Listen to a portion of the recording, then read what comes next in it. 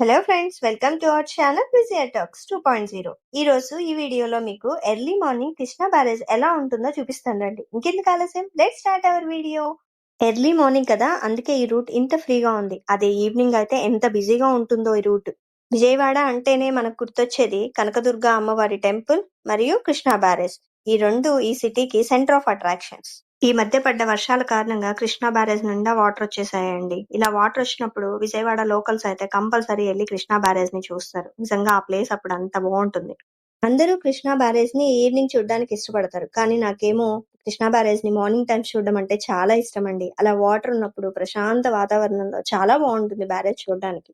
మీరు చూస్తున్నారుగా, బ్యారేజ్ దగ్గర అస్సలు ట్రాఫిక్ లేదు. అదే ఈవినింగ్ ఒక్కసారి ట్రై చేసి చూడండి, ఎంత రష్ ఉంటుందో అసలు. ఆ టైంలో అయితే హారెన్లతో ఫుల్గా ఆ ఏరియా అంతా చాలా చాలా బిజీగా ఉంటుంది. కానీ మార్నింగ్ టైమ్స్ ఒక్కసారి మీరు కూడా ట్రై చేసి చూడండి. ఆ టైంలో అయితే అమ్మవారి ఓంకార శబ్దము మరియు బర్డ్స్ అన్ని చాలా సౌండ్ చేస్తూ ఉంటాయి. చాలా బాగుంటుంది. చూస్తున్నారుగా, ఇక్కడైతే బోటింగ్ కూడా చేస్తున్నారు కొంతమంది. ఈ నదిలో ఇలా ఫుల్ గా వాటర్ ఉన్నప్పుడు అయితే ఫ్రెష్ గా మనకు చేపలు కూడా దొరుకుతూ ఉంటాయి. నది పక్కనే ఆ చేపలు పట్టి అమ్ముతూ ఉంటారు కూడా. ఇక్కడ ఫ్రెష్ గా దొరుకుతాయని చాలా మంది ఇక్కడికి వచ్చి చేపలు కూడా కొంటూ ఉంటారు. కృష్ణా బ్యారేజ్ కి వాటర్ వచ్చినప్పుడల్లా మేమైతే వచ్చి ఇలా కాసేపు మా టైం స్పెండ్ చేసి వెళ్తూ ఉంటాం ఇక్కడ. వెళ్తూ ఉంటే కృష్ణా రివర్ బ్యాక్ సైడ్ ఏదో పార్క్ లాగా అనిపించింది అనమాట. అమరావతి వెళ్లే కరకట్ట రూట్ లో స్టార్టింగ్ లో ఉంది ఈ పార్క్. ఇది చాలా బాగుందండి. ఇక్కడ పచ్చి అందరూ వాకింగ్ కూడా చేస్తున్నారు.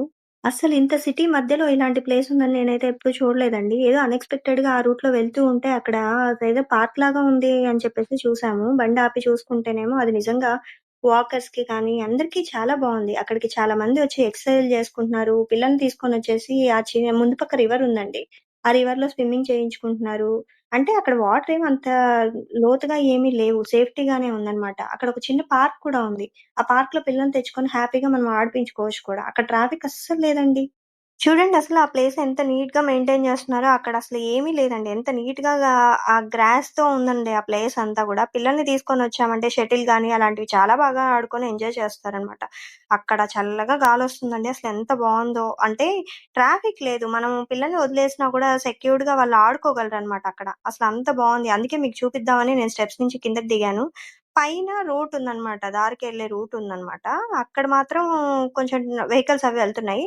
నేను నా ఛానెల్‌లో ఒక హనీ బీ క్లిప్ పోస్ట్ చేశానండి. ట్రూ లవ్ అని చెప్పేసని. అది ఇక్కడి నుంచి క్యాప్చర్ చేసిన వీడియోనే. నిజంగా ఈ ప్లేస్‌లో అలాంటి అమేజింగ్ వీడియోస్ చాలా దొరుకుతాయి. చాలా బావుందనమాట. బటర్‌ఫ్లైస్ కూడా చాలా ఉన్నాయి ఈ ప్లేస్‌లో.